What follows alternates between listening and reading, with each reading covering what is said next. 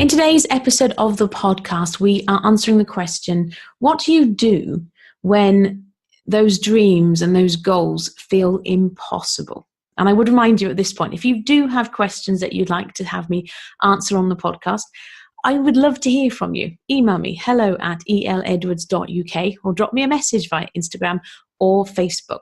And because I know that not everybody listens to the end of podcasts, consider this your invitation. If as a result of listening to these podcast episodes, you realize that you'd like a little bit of support and you want to find out more about how I can be that support person for you, quick reminder as ever of the link that you can go to book a time on my calendar for the two of us to chat. And that is faithandbusinessplayground.com/talk. Okay, so on with today's question. What do you do on those times when those dreams and goals feel impossible? That's a really, really good question. It's one that I love to dig into. So there's two parts to this. How many times is there two parts in these episodes? I've said that so many times recently. I shall drive myself crazy if I try and keep count. However, impossible dreams, two things. As entrepreneurs, we love to have big dreams, and it's partly the fault of the ecosystem that we exist in, particularly if you're an online business owner and you come across lots of advertising. Everybody wants to sell you the 6-figure success dream. And once you've hit 6 figures, then it's 7 figures, and it's all bigger and more and being exposed everywhere and all of the things. Bigger is better, we are told in the entrepreneurial world. That isn't necessarily always the case. I know many entrepreneurs who don't have huge audiences, who are making an impact in a big way in the lives of their clients, but they're not internet famous, using my air quote fingers there. Because do you know what? I don't know about you, but I don't want to be the next Gary V. I don't want to be everywhere and exposed to all of the things, to all of the people. The idea of it feels exhausting. Part of that for me is, it feels, maybe this is just the British part of me, but it feels really rude. If somebody comments or asks a question, I feel compelled to reply. So if you become too big, then how can you possibly keep up with that? So in dealing with this question, like, what do you do when those dreams feel impossible or those goals feel impossible? The first thing I would encourage you to do is actually take a look at what it is you are going for. Is this dream or this goal, and I'm going to use those words interchangeably, but they are different, of course.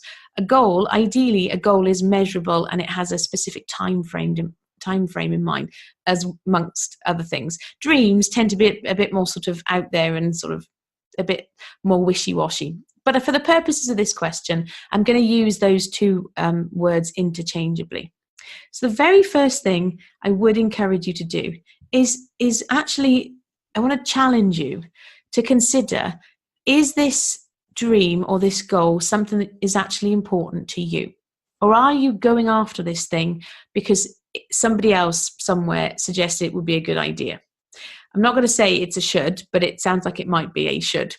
And if you've been listening for more than just a couple of weeks, you'll know how much I don't like shoulds. So take a look at your dream or your goal. Is it important to you? And if you've ever read my little goal setting book, Happily Ever After, you will know that's one of the steps that I encourage you to go through, is to look at why. Why is this goal important to me? Because it really does help supercharge your motivation when you get to the messy middle. And I will put a link to Happily Ever After in the show notes in case you haven't come across this book. And if you're listening to this on Alexa, you need to go to faithandbusinessplayground.com/FAB123 to get to the show notes for this episode. I'm just checking my notes to make sure I'm telling you that number correctly. Yes. And then you better download. Sorry, I'm not sure. I don't know if you can hear that. I'm assuming my mic will pick that up. I have one of the aforementioned devices in my office for playing music, amongst other things. And I said her name and it woke her up. I'm going to keep that in there because we're going to keep it real. Because one of my big things as well, and the whole reason I started this podcast in the middle of the summer holidays, which is a crazy time to do it, was because I wanted to show that actually, this is real life. So I'm going to keep that in there and hope that it does pick it up, because otherwise I've just said a load of stuff for no reason. So let's assume for a minute that you've had a look at your goal or your dream, and you've decided that yes, it is important to you. Okay. If it's not, if it's been imposed by somebody else, there's your answer straight away. You need to find a way to let go of it, delegate, tweak it, or whatever. However, if it's impossible, the first thing I want to remind you right now is that God specializes in impossible dreams. We're going to dig in tomorrow's episode. We're going to dig into some practical steps to help you along the way. But this is quite a big question, and I don't want to rush over it. So I want to do the question justice. So having encouraged you to look at your goal and decide if it's important to you or not, tomorrow I got some practical steps that we can go through. But for today, I just want to remind you and leave you with the reminder that God really does specialize in impossible dreams. We've got more examples than I can't list them all, but you've got the example of Abraham and his wife having a baby when he was 100. You've got the example of Gideon, who took out a whole army with like very few people. You've got the walls of Jericho that came down when people just marched. Example after example after example. That's just in the Bible. Within our Christian family, there are people will tell stories of the impossible things that God has done in their lives. So if you've got a dream or a goal right now that is really important to you and it feels impossible, I would encourage you to give it to God. If you're listening, this is the Faith and Business podcast after all. So I'm assuming therefore that, you're not an atheist, because, well, you might be, you might just gloss over the God references. If that's the case, gloss over this next bit. But I would encourage you, if you've got a dream that feels impossible, spend some time, chat with God about it, give it to him, because he really is a specialist in those impossible dreams.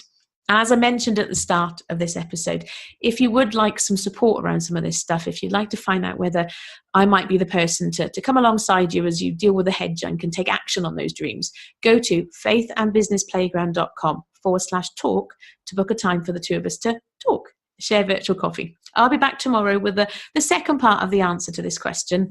In the meantime, though, thank you for listening. I look forward to catching up with you then. Take care. Bye-bye.